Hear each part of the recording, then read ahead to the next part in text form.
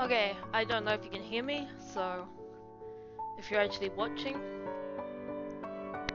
it'd be awesome to tell me if the sound is alright.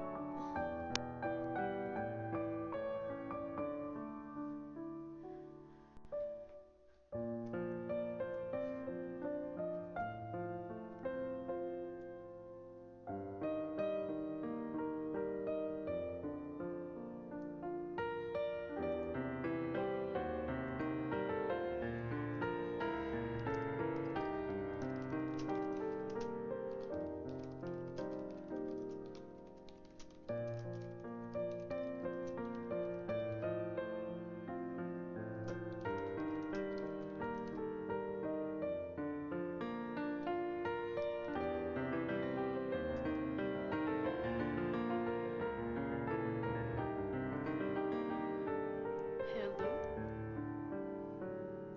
Anyone alive?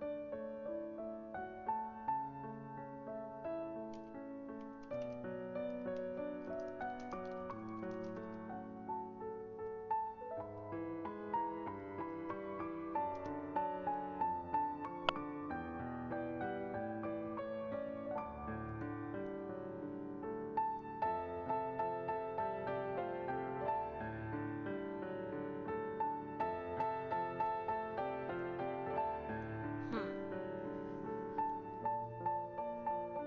It appears I have chased away the only person who was watching. Sad times.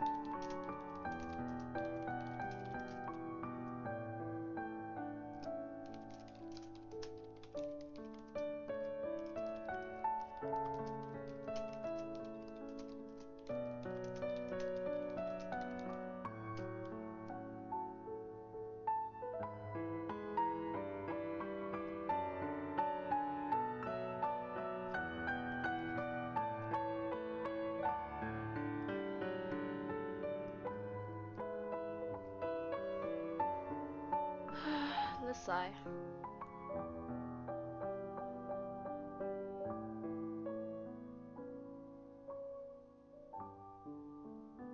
Guess I'm just gonna keep trucking.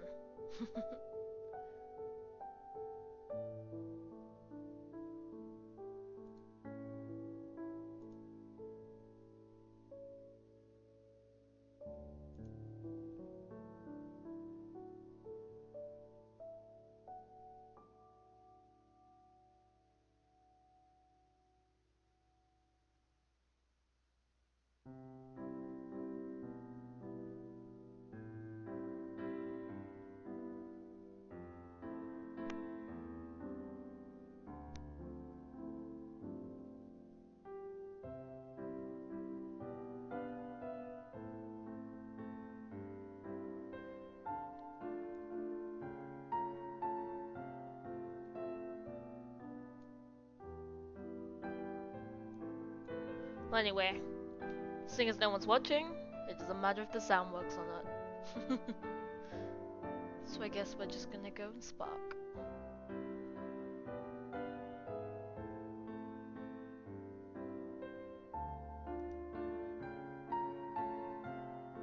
No, you see my ugly monitor full of lots of random things. Like the chat. Okay. So hopefully you are now seeing Spark.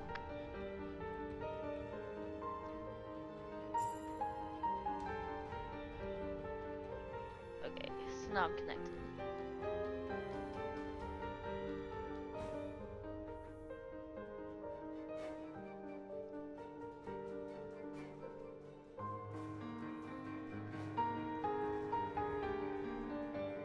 So anyway, I thought I'd just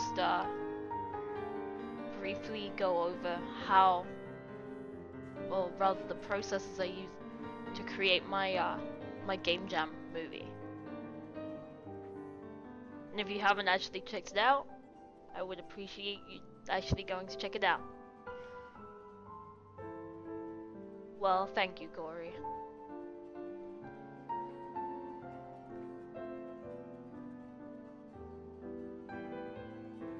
Anywho.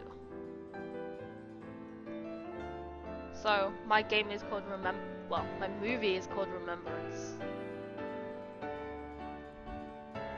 If you actually want to look for it. Just want to make sure my in-game audio options aren't crazy.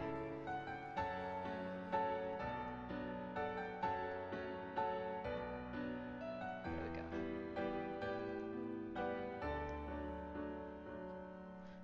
So I can just open up a new level.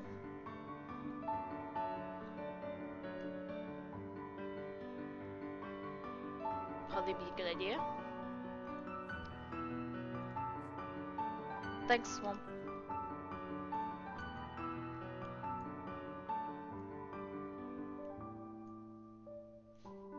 So my actual GameJam entry is made up of lots of different assemblies that I am basically creating into the world.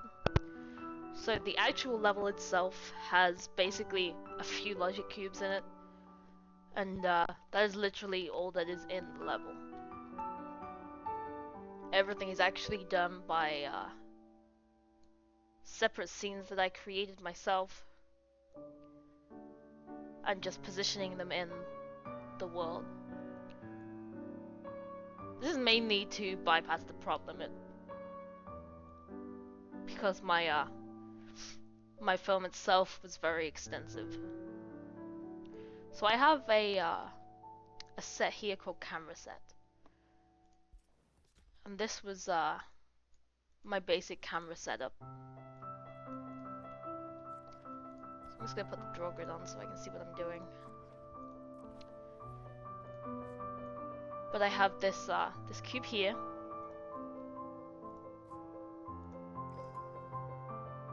which is actually set up so that it can be referred to. And this is actually the spawn point for everything that is created into the world for the whole entire movie.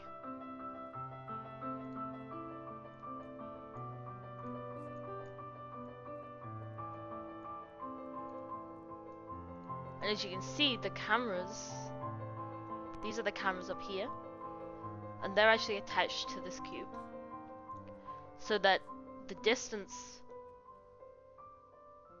of the cameras from whatever we create in is always the same.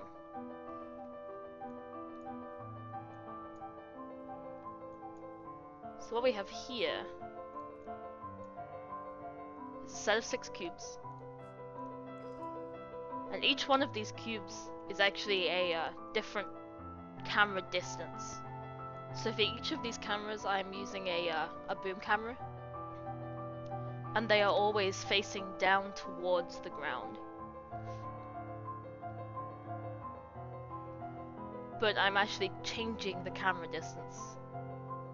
I actually didn't need to do it like this, but I had it working a different way previously. So I just left it and just put a once tile and didn't put the number in here. But I could have just put 0 in here and it would have worked fine. And I'm also referring to this particular object as a variable. This is so that later I can call on different cameras for each scene.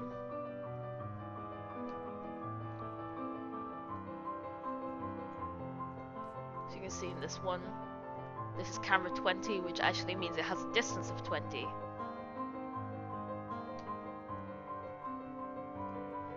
So the entire movie just uses these 6 different distances. If you play it, you won't see anything. It'll just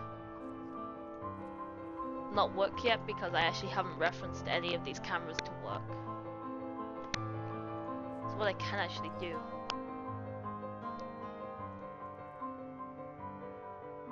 is just tell it to... Thank you. If I go to the camera that I want, so I'll just pick 30 because it's zoomed out and it'll work for every single one of them. All I have to do now is tell this camera object to power on. And when I click play, it should be flat down onto the ground.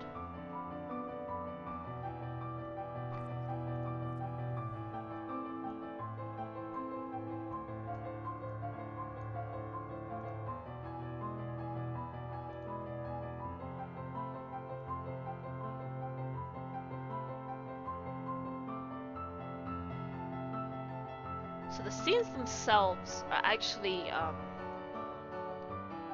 can see I have like 70 something scenes in here. Plus a lot of extra scenes that were old versions that I haven't deleted yet from my gallery. But if, for instance, I go into... I'm just gonna pick a scene.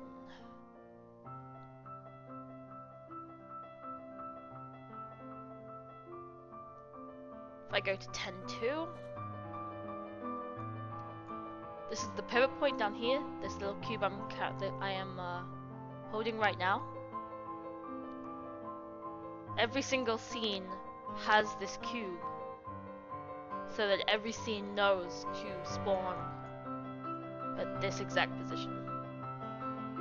Now I can offset it a little bit and it'll be fine. You can see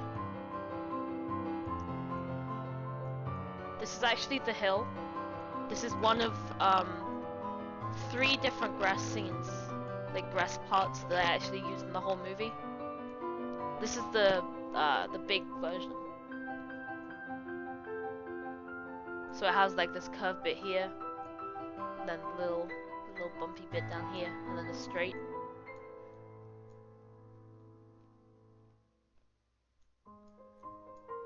It's actually made from the ice ferns. And all I literally did was put a bombing brain in them.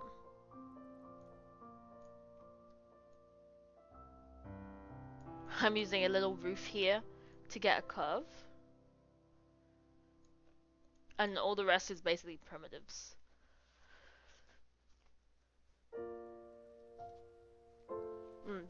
Essentially, you turn everything black.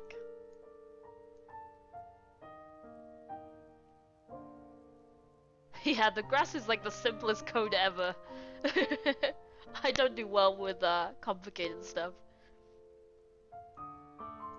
Primitives! Woohoo! But yeah, so the grass is basically the main part. Like, there's essentially grass in pretty much every scene, except for the close-ups. So it was the first thing that I had to kind of get right. So I have the long grass.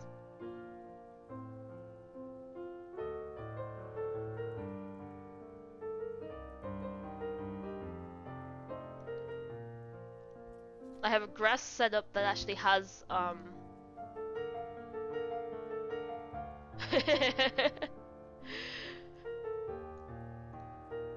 I have a grass straight that actually has the hole already built into it. I'm actually also using a roof for this. because it's the only thing I could find. Yeah, sometimes the lighting affects how dark they are. Yeah, it's a lot of assemblies. It's all about distance and from the lighting and from the backgrounds. But yeah, you can see this is a straight.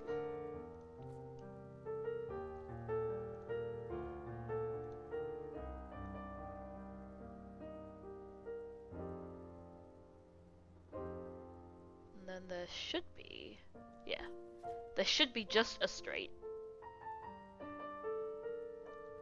And this is used for any scene basically where they're like walking. Or when they're actually in the like the little grove bit. I can actually unglue this. And this is each grass piece. So you can imagine how many actual props there are in this one little straight of grass. This is the one grass piece. It's actually glued to this little logic cube. So that's the actual pivot point. If we go into the brain, you can see I'm just using the bobbing object brain. I just tweaked this number. This is actually my own edited brain.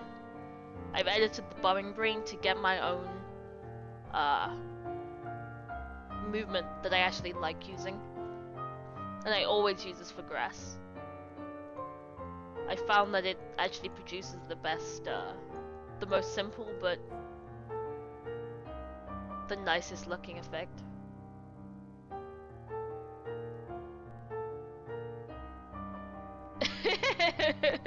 Exploding squirrels!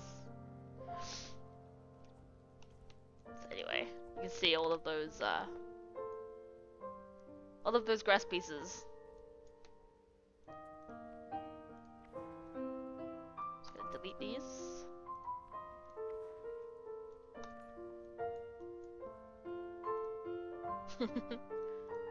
There was like there was one more grass piece I used.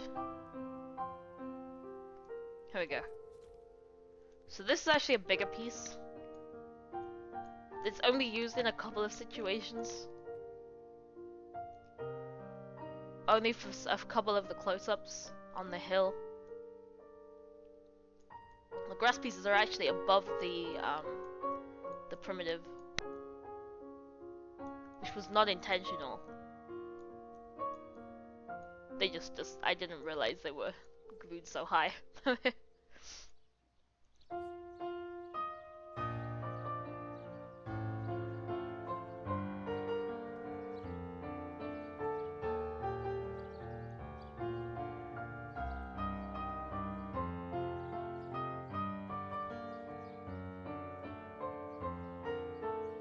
Enough, I think I've used stuff from like the sci-fi packs and all kinds of things, so it's I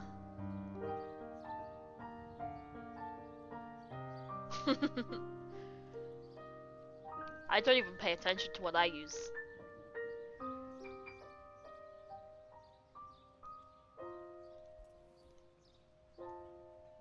So if we see that my we actually go into play, we can see my little firefly guy is actually moving. But you can see these are the two characters. There's basically only 3 characters in the whole movie, which is probably good because it keeps it simple. But the design for these characters actually took a very long time.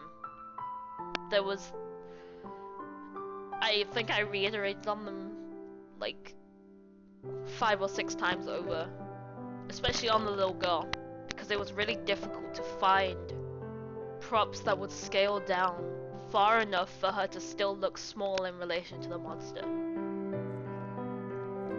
whilst they were still on the same level.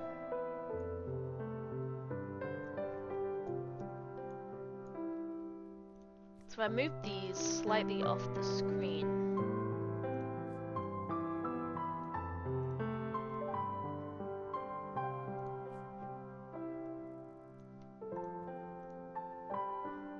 Yeah, I actually really like the characters. I'm probably gonna do something again with them at some point.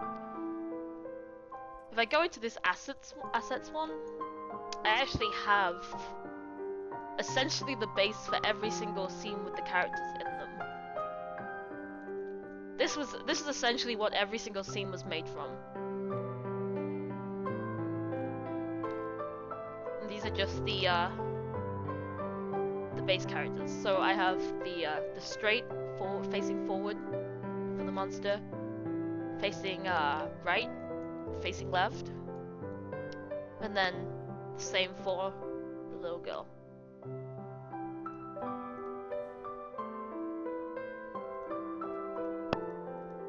So I'm just gonna stick these together.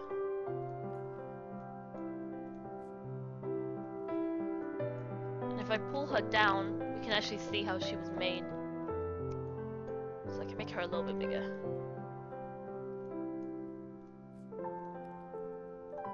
So she's actually really simple. I couldn't use a lot of props. Well, not as many as I wanted to use. Because originally I envisioned to actually have the scenes in the world. But then I realized I actually was using way too many props for that. You can see the arm pieces are actually the same piece that just turned. And the same with the legs.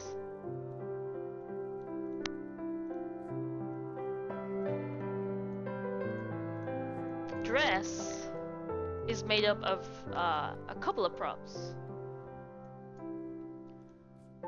So if I pull it out, the top piece is actually the arrow. And then there's the primitive half circle.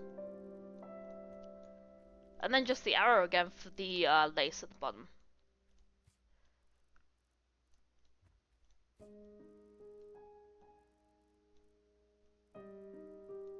The lace was actually the last thing I added. And it was actually just an experiment. I just wanted to see what it would look like. And then I actually really liked it, so I just stuck with it. But yeah, that's essentially the dress.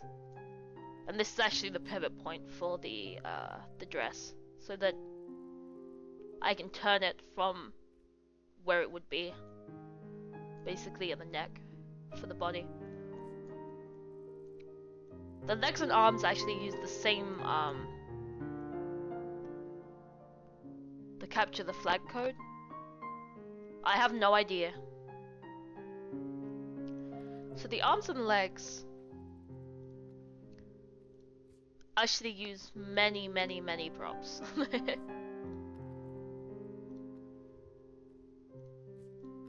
If I can get through like the 10,000 layers of unglue that I have here.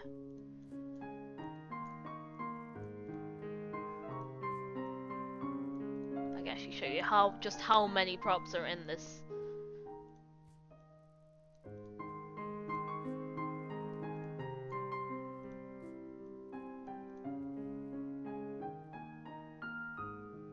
It's not even finished ungluing yet.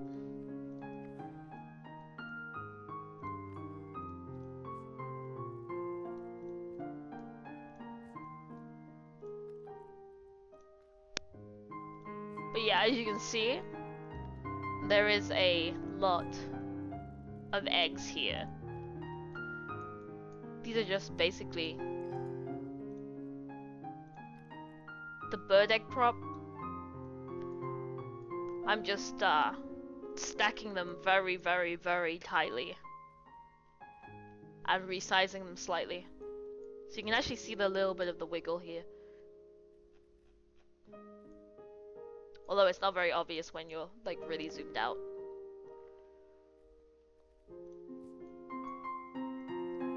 Then I essentially split it into two parts. Omelette arms! Yes. So I split it into two parts, I glued it into two parts. And then I made it so you can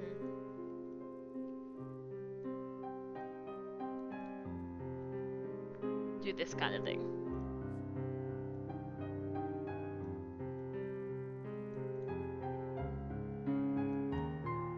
It's essentially the same thing for the arms. They're made from the same uh, the same props. They're just slightly shorter. And their head was really simple. So we have two little primitive spheres for eyes.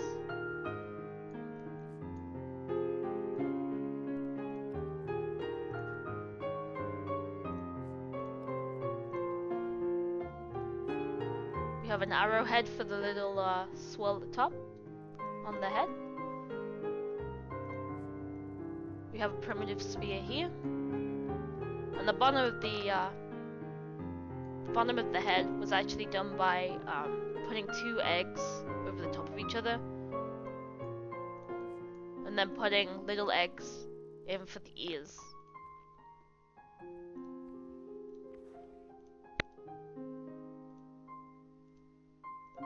Then you just glue them together, put them underneath the main part of the head, and you get this little head shape. So many eggs. I actually used an immense amount of eggs in this whole entire project.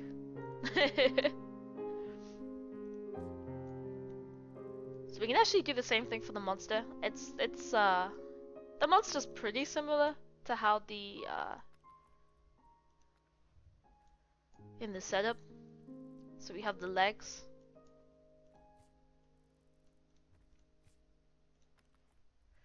The legs are the only bit that aren't actually furry on the monster design, so we can actually pull these out. The legs on the monster do use eggs.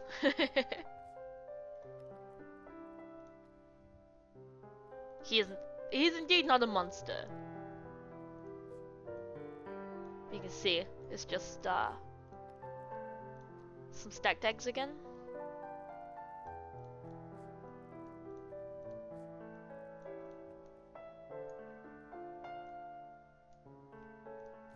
Then we have the arms. The arms were one of the hardest parts to do. I redesigned the arms several times over. The arms are actually made up of two parts, so they're bendable.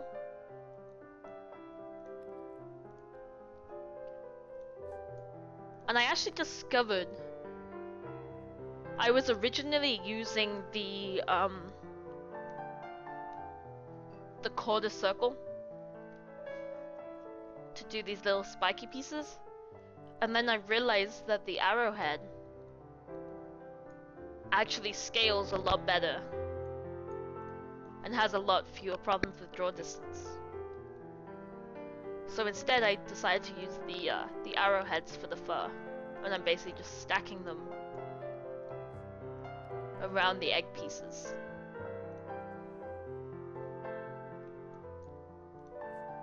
So you just get the egg,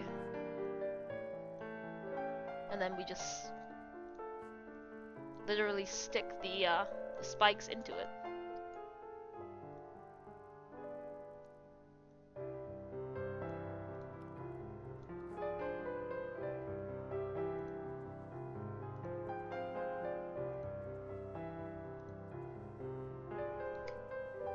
Just adjust appropriately.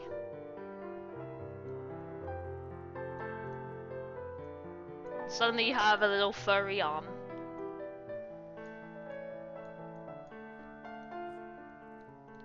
After I decided on the redesign for the arm, I actually decided to redesign all the fur on the character too.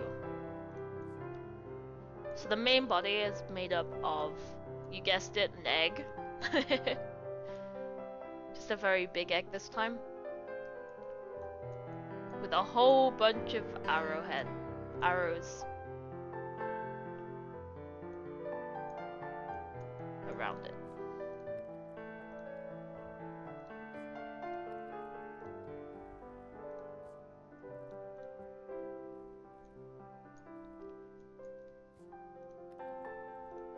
The head is actually an egg going the opposite way.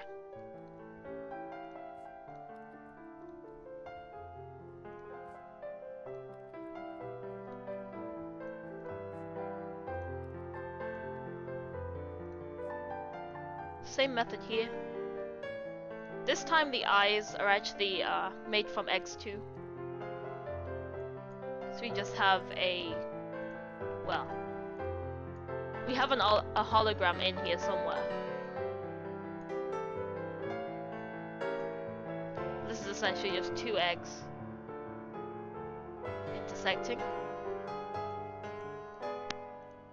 Then we have our ears, which are actually made from the feather that came in the owl pack.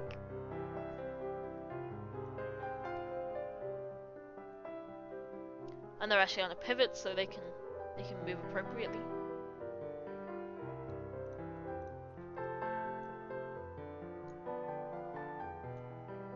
But essentially, I would take. We should probably clean this up first, actually. So I'm just gonna clean up this area, because it's a little bit messy right now.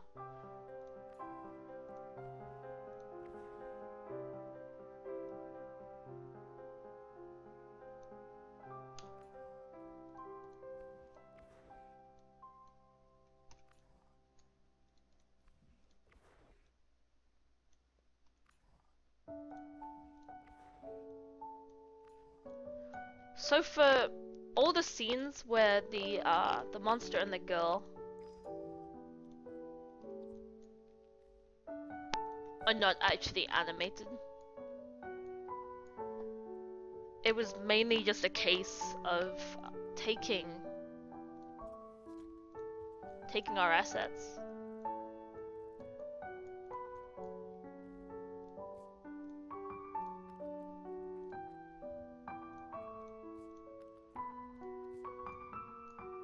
So we can just take the monster. And just basically positioning everything manually where it needed to be. So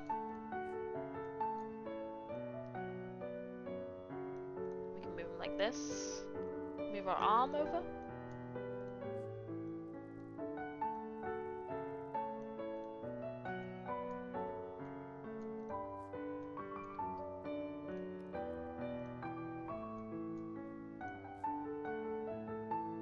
Move the head wherever we want.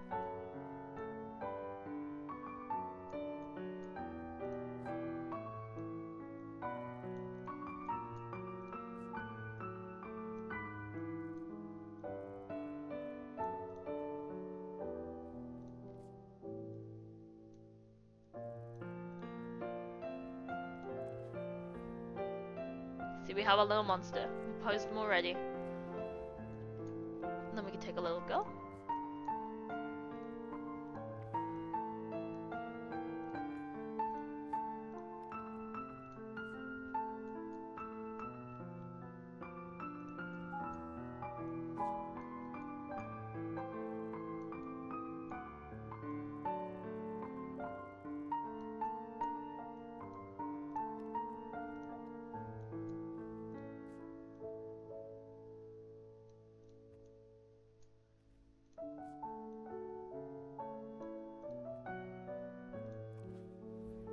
There we go. We have characters.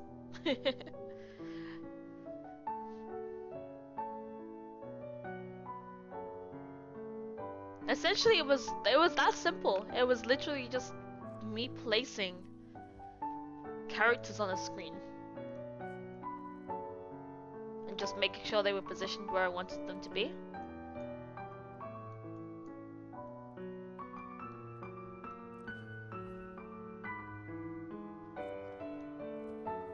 And then just getting the grass in.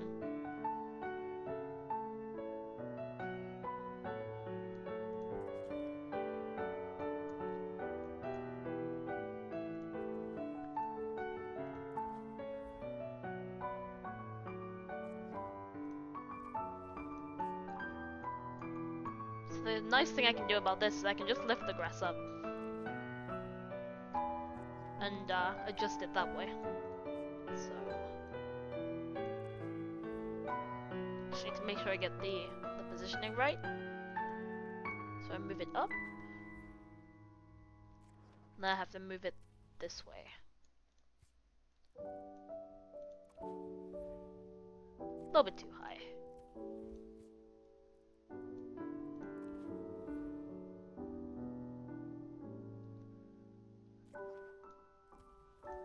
maybe go a little nudge.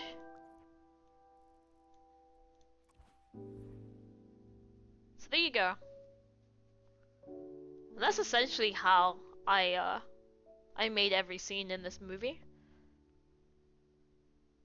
That had the just placing the elements in there. Now the animated scenes worked a little bit differently. So I'm just gonna delete all these little items I have. The flat ones were the easiest. It started to get a little bit complicated once I started actually having to animate things. So I need to pull in one of the scenes that is animated.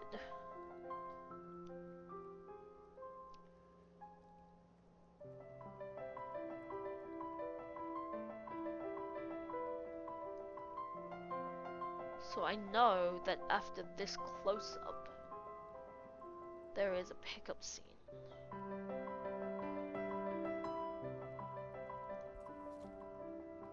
But it isn't this one.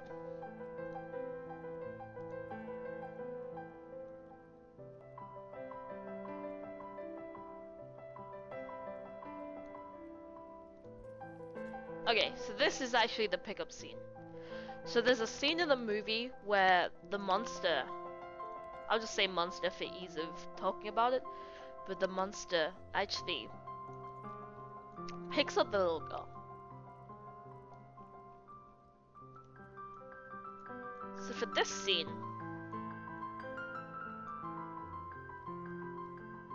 I actually went about it a little bit differently. So I have the grass set up as normal, right here, and our little rock. Now when I hit play, this should hopefully work. Or at least you'll be able to see it. So you can see, the monster comes down, and the little girl's picked up.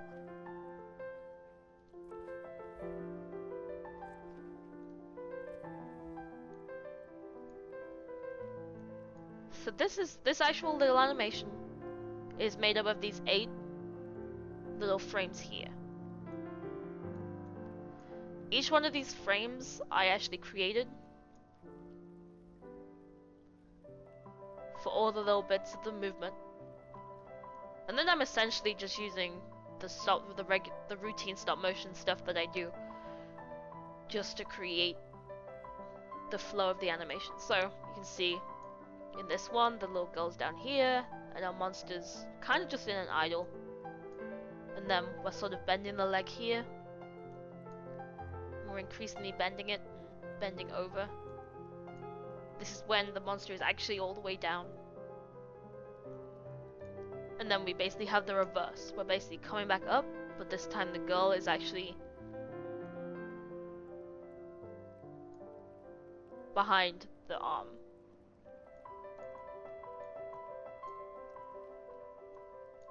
Each one of these little animation pieces, these animation frames, are actually attached to this cube here. Now, this cube's actually not doing it, isn't really doing anything itself. But it is connected to this cube here. There's actually a power connection going from this cube to this cube. And this cube is basically the whole control center for the animation. So this is actually a brain that I've saved because my husband actually helped me create this brain. So I use this basically for every single animation that I do. So basically we're taking, for every incoming power connection, so for every one of these cubes that is sending power to this main cube, this cube's position is equal to this global object's position. So we can actually have a cube, for instance, in the world that has this that is actually assigned to this variable, like girl spawn point. It's actually called girl spawn point because that's the default that I used, and I just haven't changed it for each for all the different for the monster or for other things. But you could make this anything. It could be like, I don't know, monster spawn point, person spawn point. You can just call it spawn point. It doesn't really matter. You could actually just say position, and it would just spawn these, like, these cubes would just position themselves at the position of this main cube. I just like to be able to move the spawn point around, which is why I do it this way.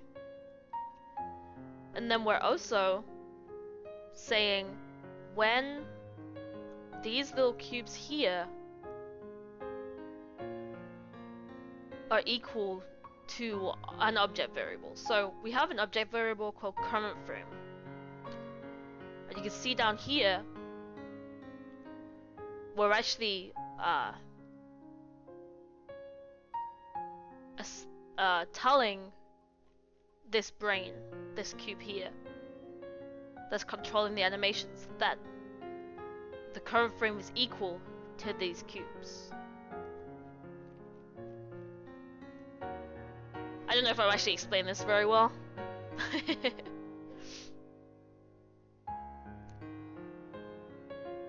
But basically, when this cube is equal to the current frame, it's the same object as the current frame, when it is the current frame object.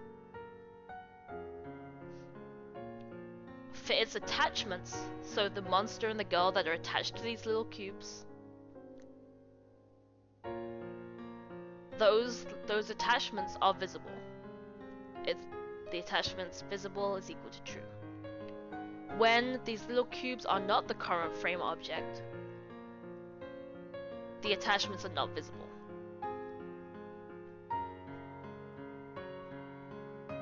So here we're actually setting the current frame. So we have a number variable setup, which is just called current frame because it makes it easier to know what's going on. So when the current frame is equal to 1, so for our very first frame, the current frame object is equal to the very first logic cube attached to our very first set of monster and girl. And then we just do this for every single frame of the animation. So this will be the second set, this will be the third, fourth, fifth, so on.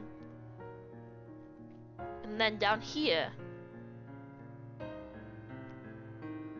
we set our current frame to be the first one, so when we very first start the animation will start at the first frame.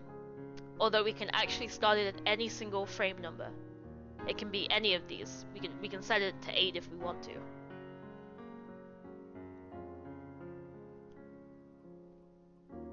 And essentially here, we're basically saying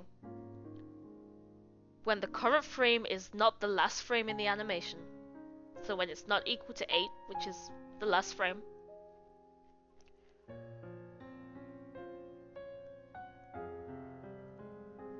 every frame rate, so I have a variable here called frame rate that actually lets us set how fast or how slow the animation actually plays through.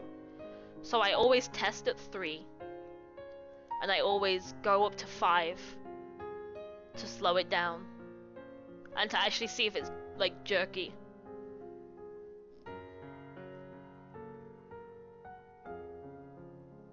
So basically, this is basically saying every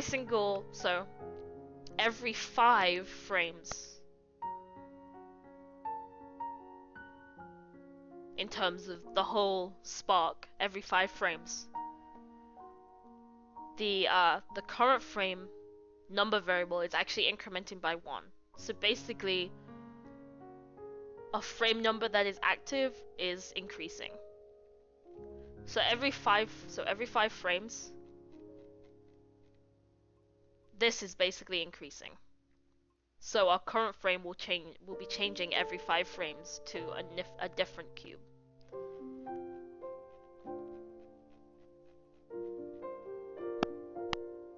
And here is actually our loop code. So here is ignored because we don't want the animation to loop. We just want the monster to pick up the girl and then stop. So for this one, but if say we wanted it to loop forever, and we can just take this out. We want the monster to constantly pick her up over and over again. We actually tell it when it gets to the end, to our last frame, after the regular routine amount of gap that we have between each frame change, so 5 frames, the current frame goes back to the first frame. It's as simple as that. So then if we go in and actually test this, it should loop. Like so. Over and over again.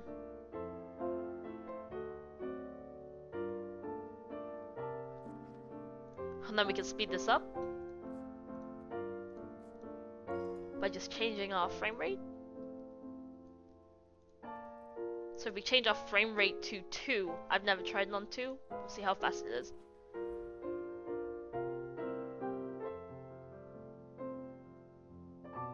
The rule is, the faster the frame rate, the smoother the animation. So if you have an animation that's like 8 frames,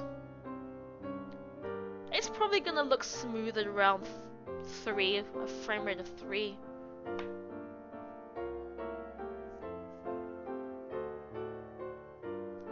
But if you have like 4 frames, it may be too fast.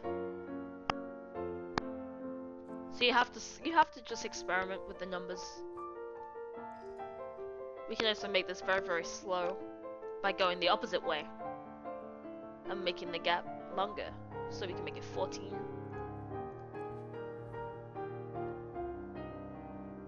You see it's very jerky because you can see the movement, you can see the gaps. Your eyes can't catch up fast enough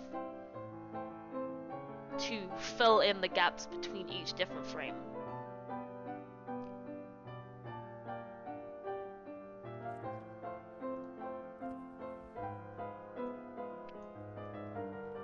But every single animation, except for a couple of them, there's a couple of animations in the movie that are literally just using a simple yaw brain.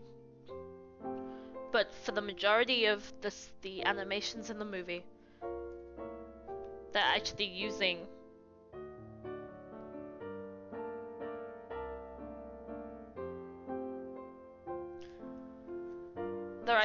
this system here.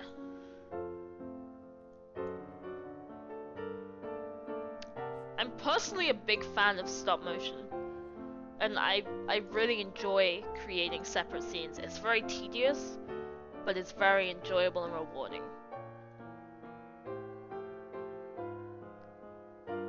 So let me go through here.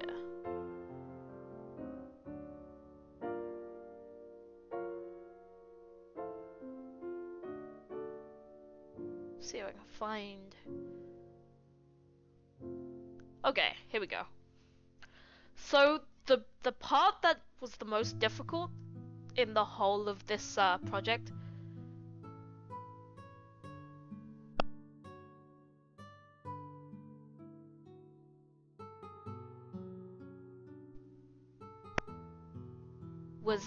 was actually the tree scenes. There's about, I think there's like 7 or so scenes that actually involve the tree. It starts around 60 something, 62. But the design for the tree was the hardest design to actually decide upon. Originally, the tree design I had was using effects. But the problem with effects is that if you have effects that are in the camera line, that are right below the camera, it affects performance. And it may have been not workable on the Xbox. And I didn't want to risk that. I also felt it was too busy. And I really wanted to do something that didn't feel like there was too much going on.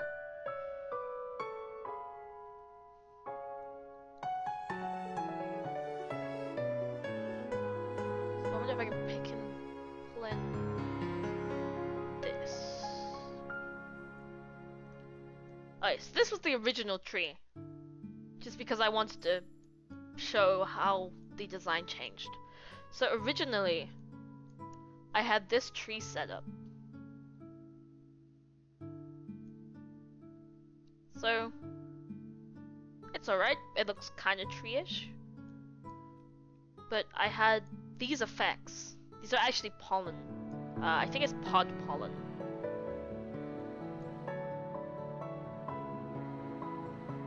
See the little effect it gives when you're close in? Now these are actually really close to the camera. Like, when the camera zoomed out, the camera distance on camera 30 is actually all the way up here somewhere. So I hope that when I play this, you'll see, like, there's a lot of sparkly effects going on here. I may want to actually pull this guy down a little bit though.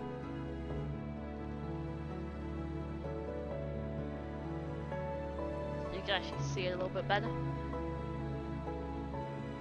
But this was the original design, and it worked alright. But I really didn't like the tree. The tree felt kind of, I don't know, too flat. I liked the swirly branches, but other than that, I wasn't really happy with this one. I really do like the effect though. The effect is great. It just wasn't working for what I actually wanted.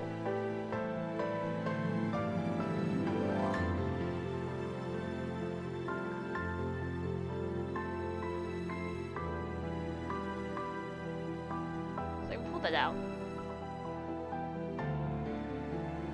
There was also another problem, that the effects actually take a while to disappear. And when you have an animation that's, you know, it's going by and each frame needs to go past quick. You can't have effects that linger too long. It just doesn't work.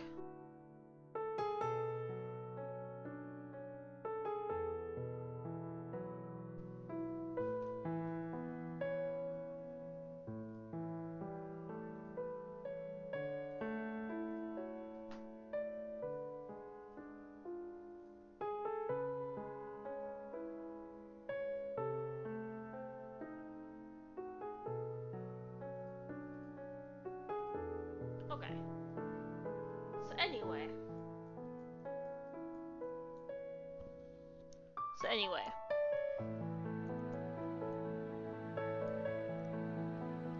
The redesign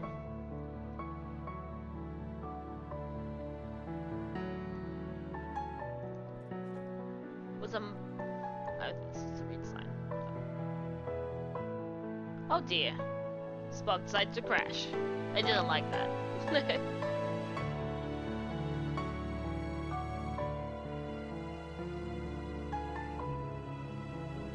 So anyway, when we get back to this, I'll actually show the redesign of the tree.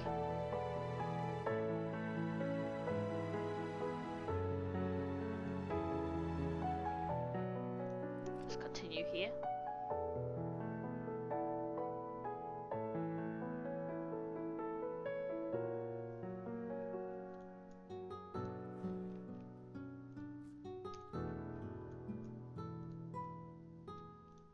So the new redesign.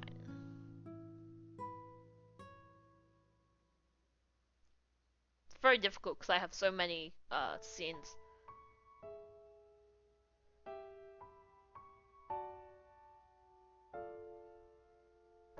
Which one should I pull in?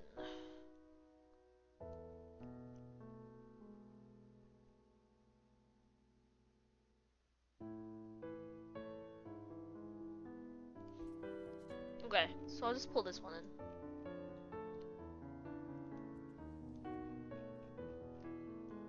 So as usual, I have my grass setup, character setup.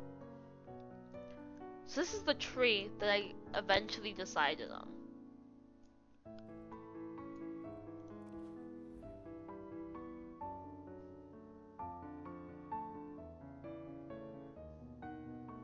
So as you can see, this tree actually has moving branches. It has these little something around them.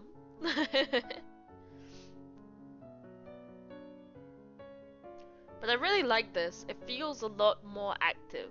I like the fact that it feels like there's actually something going on in it. So what I'm gonna do, hopefully, is pull just the tree out.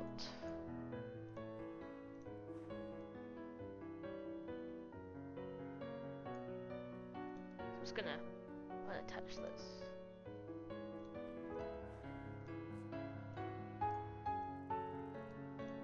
So I can delete everything else. Okay. So hopefully, I'm trying to get it set up so I can show the tree better. So this is the top of the trees. I'm very much looking forward to the new terrain textures. It's really going to be great for the stuff that I like to do.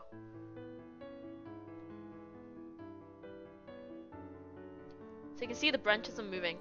This is actually a really simple, like the tree itself, the design is really, really simple. So if I just pull it up to something where you can actually see it. Okay, it doesn't look simple when it's like this, but it is simple.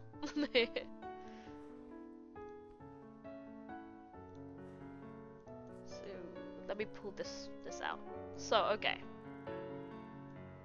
should probably pull it out with the actual pivot. So this is basically made up from a simple boring brain too. We have each piece, so this branch actually has just 2 pieces. This piece here and this piece here. This big piece. Each individual piece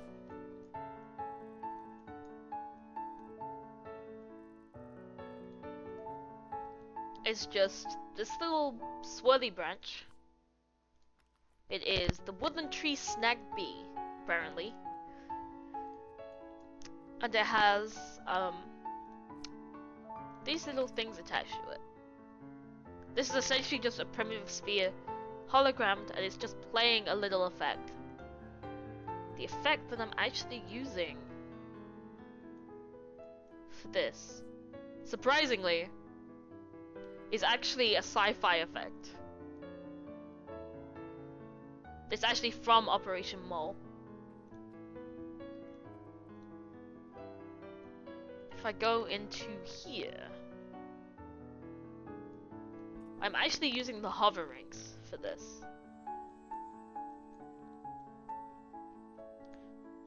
The hover rings actually provides a really nice glow if you recolor the channels. So you can kind of tell it's the hover rings. You can sort of see them. But when you're zoomed out, you can't even tell. It's basically impossible to tell.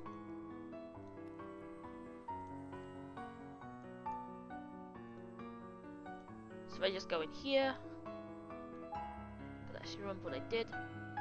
So pull down the rings, the opacity of the rings. I can even turn the glow down actually.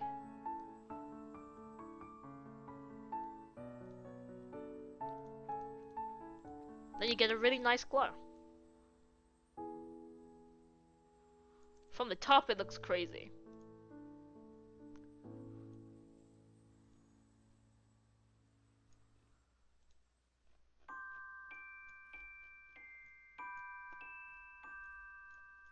Essentially I'm just attaching these. I just put them around this little branch and then just attach them to the branch. The branch movement itself is actually working in this cube. So this branch is attached to this cube. This is essentially just using my bobbing brain again. This is actually just I think this is just using the default bobbing brain. Just with the number changed to 50, which may be the default. I actually can't remember what the default is. But I essentially just move this in here to light it up. And then did the same for the big main branch. And then you just position it exactly where you want it in the tree.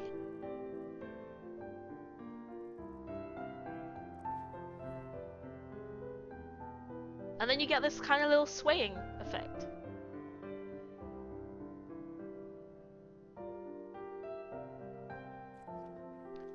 Basically every branch is basically done exactly the same way. And I just have one of those wooden snack pieces as the main trunk of the tree.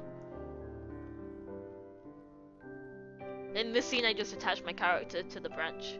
So she'll just go up and down with the branch.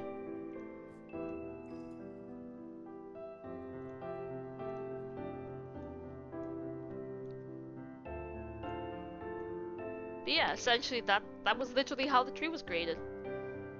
It took essentially no time at all.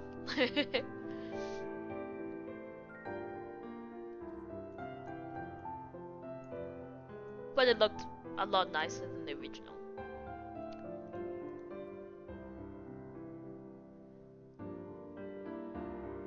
So I think what is left to cover is backgrounds and lighting. And then I'll maybe go into the code of how the scenes themselves were set up. But the actual lighting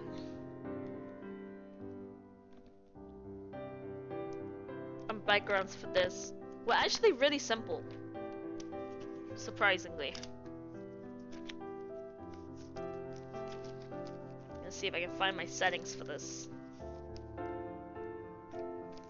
Okay, I found my settings. So I have this setup called Lighting Evening Soft. And it's essentially the same thing as the scenes. It's a pivot cube.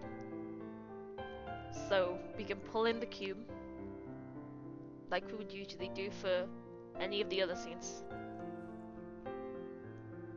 And it's actually just a set of light bulbs. Just a whole bunch of light bulbs. As you can see. They're all just glued together.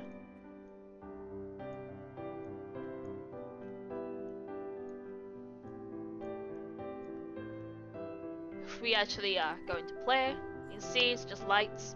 That's it. Every single one of the evening the pinkish reddish looking backgrounds in the movie were made this way. So we have this lighting.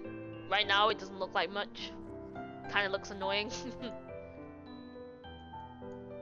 So what we want to do is pull in the background that I use for every single scene. So I'm just going to go to the empty biome, set a brush,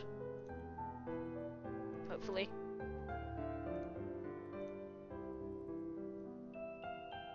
And I actually use Woodlands Peak for the background for my movie. So I'll just pull this in. Woodlands Peak actually has a really nice texture.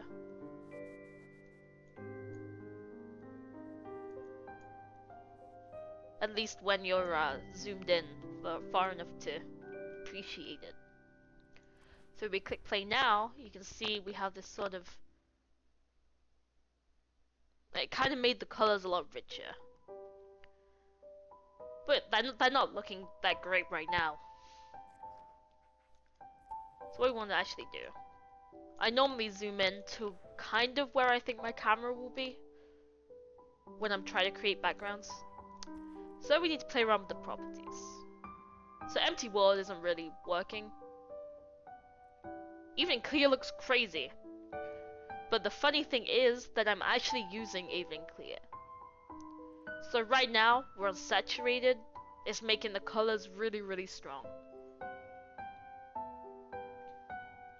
So we want to pull this down to desaturated.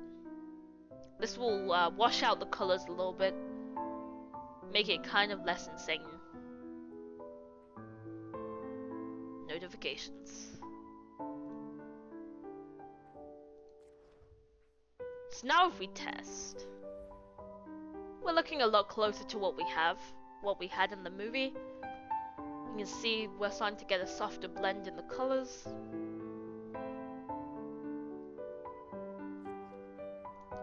Now, it's not quite right. So let's go to the world properties, and we really need to mess with the brightness and the sun angle inside. So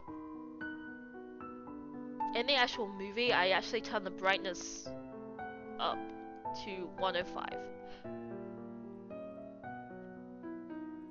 And I pull my sun side all the way to 360. Now, as you can see, when we're around the middle, our texture of our terrain paint is very, very strong. If you go down, you start getting less texture. And if you go up, you start getting less texture. And once you have less of that texture showing, you have a much nicer looking background. You can see the colors are much more blending in.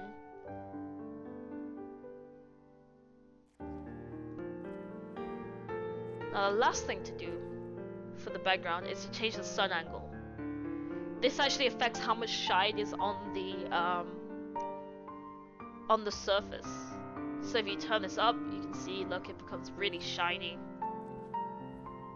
You can't see anything. That's because the sun is basically shining straight on it. If we go to, so what we actually want to do is get something that's not so crazy. So you can go this way and you can go dark. But I don't want to go too dark. So in my actual movie, I went to 72. And now if we go into test, you can see I get these really nice rich reds, kind of burgundy down here, some kind of orange, a little bit of orange in here. But essentially, you know, we have these nice reds, this nice soft background. But it's a lot nicer than just the plain evening.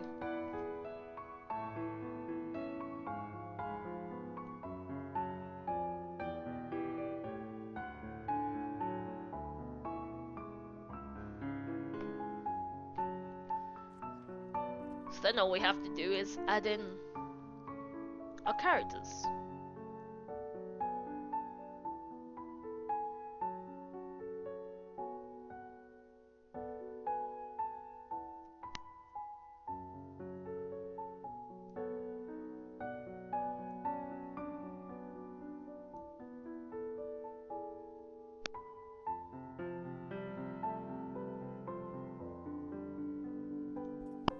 So I'll just pull in a character.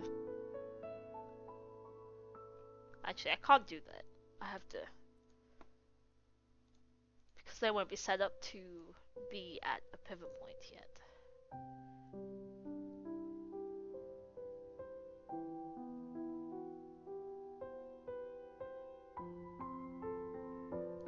Okay, straight grass. There we go.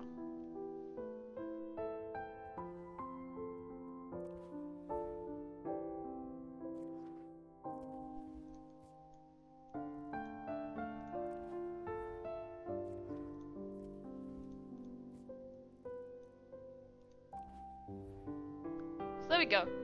We have grass, we have a little background here. And that's basically how simple it was.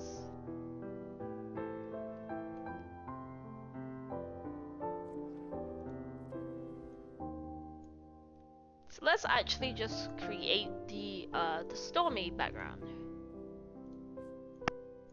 So if I pull the lights out, we'll just leave the grass. Now, my stormy background, if I can remember what that was created with. I actually have my my notes for all of these backgrounds with the exact values.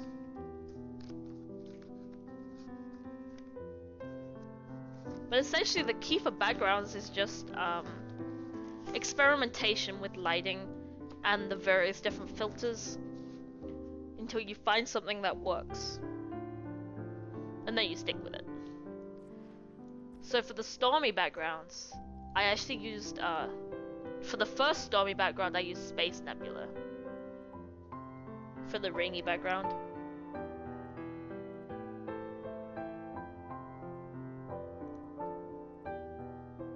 so we want to take our brightness down to 0.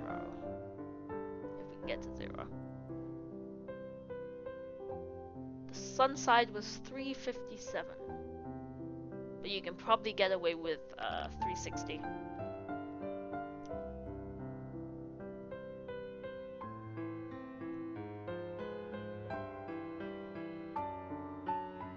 I definitely went minus 72. Okay.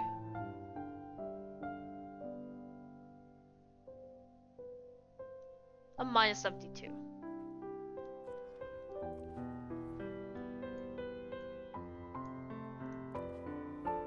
So we can see we have this kind of, I don't know, washed out kind of background. It's not the right term, but I know what I mean. Then we brought in some rain, so the nice thing about this rain effect is that we can actually turn it this way, and the rain will actually change direction. It does not always go down, which is great. So I want to pull this up a little bit. See, we have rain now.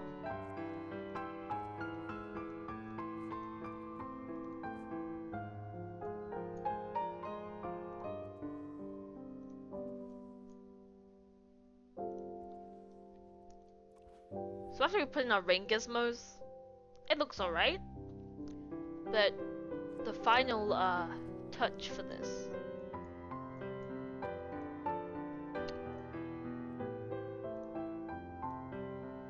is actually another effect that I really like. Asteroid dust.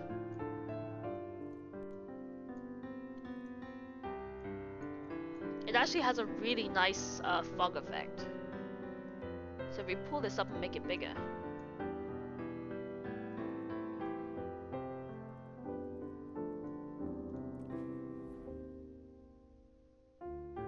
you can see we get this kind of overcast feel.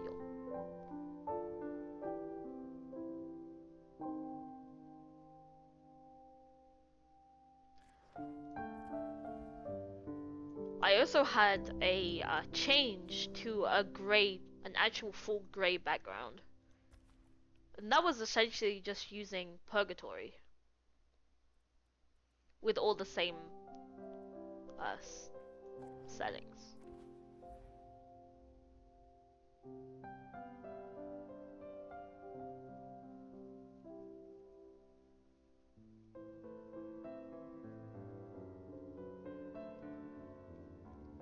But that's essentially it. There's only really 3 backgrounds in the whole thing. And these are basically that. This is basically them. They're all really simple.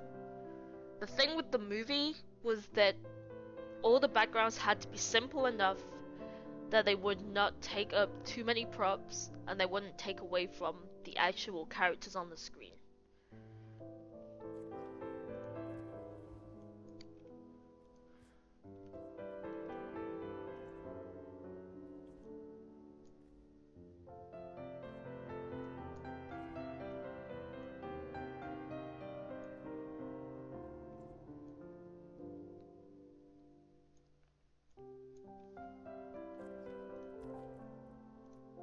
Let's pull this back to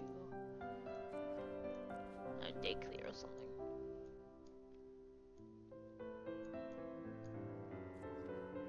So if I exit here now, because we don't really need this right now. If I actually go to my world,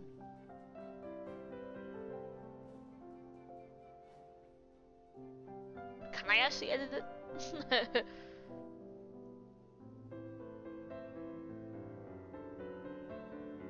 Okay, so this is my actual world. I should be able to go in here and edit it, maybe.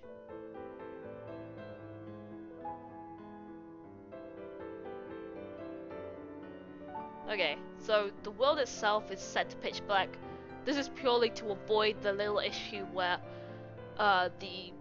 when you stop playing a level, there's a little flash where you can see everything that's on the screen in edit mode before it actually starts playing. I find it really, like, disconcerting. So this is basically the setup. There's my my camera cubes.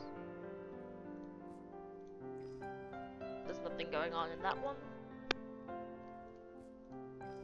This is the pivot point.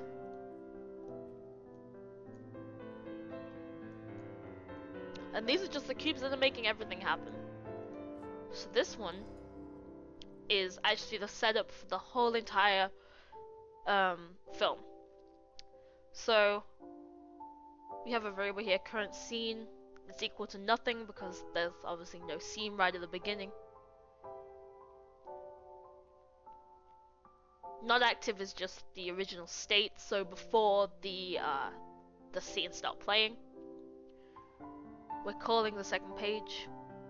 When we first call the second page, our current scene is equal to 0, so we actually call everything up until current scene is equal to 1. So here, we're creating our title screen assembly at the scene spawn position. And then we're setting all of the sky properties. So this is all the sky properties for the evening sky.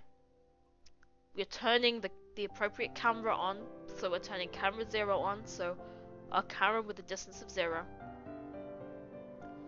And then we have this line where we have a cube called background control, and its current scene is being set to 1.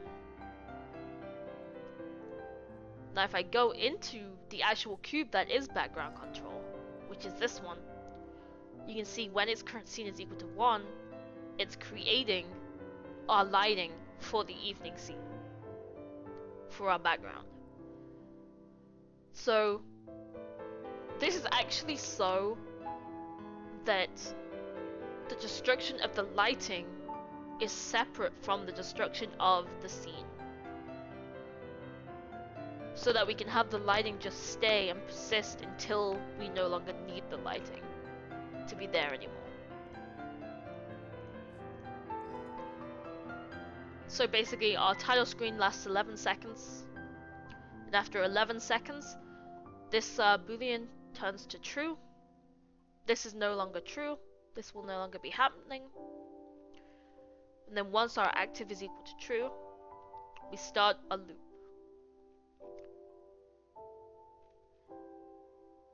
And every single time that the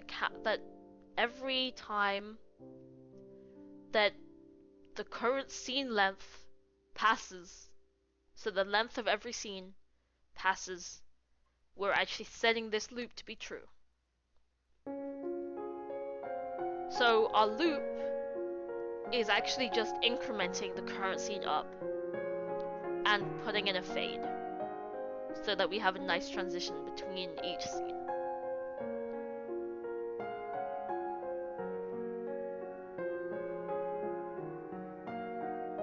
And then after every 0.34 seconds, we're destroying everything that exists that's been created, so the whole scene, and then calling the new scene. So we're creating the next scene. So you can see if we go to current scene is equal to 1, we can see that we're creating the next scene in the animation, which is scene 3. We're setting our sky properties, and we're changing our cameras. So we're turning camera 0 off, and we're turning camera 10 on. So we're basically changing to 10 distance. And I found this was the easiest way to make it so there was no visible transition between the cameras, because it works within the fade. The current scene length is 5 seconds, so this will be telling the other page that the scene length should last 5 seconds before it goes into the transition and starts deleting it. And we can see our background currency is equal to 1, which it already was, so it won't actually do anything, because we told it to only create lights once. And essentially every single scene does the same thing. It's just creating it. When there's a camera change, we're powering on and off cameras. And this goes all the way through. In this particular one, we go down to 37. Once we get to 37, we're level linking to the second half of the movie.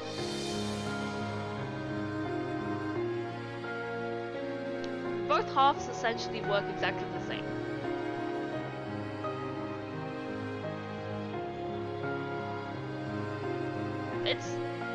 The code is very, I'd say efficient. It's at least very clean to see. And actually, I don't really understand everything that's going on here, because my husband, Irisil, actually did like a lot of this. Pretty much all of this stuff here was his handiwork. But that's essentially it. It's a very, very simple level in terms of how it all works. There's literally nothing in here except for a few cubes. All the real action happened in creating every single assembly. But I kind of hope that this little like video and stuff has, you know, helped maybe inspire some of you to actually do some movie work, maybe. Or at least I hope it hasn't like bored you to death.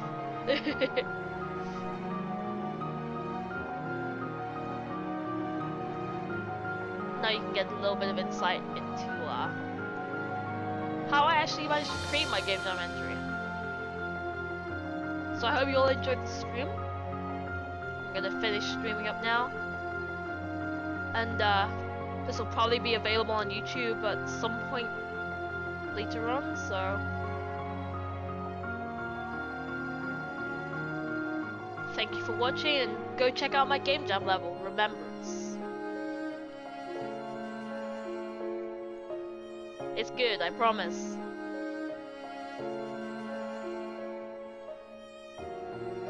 Thanks for watching, guys.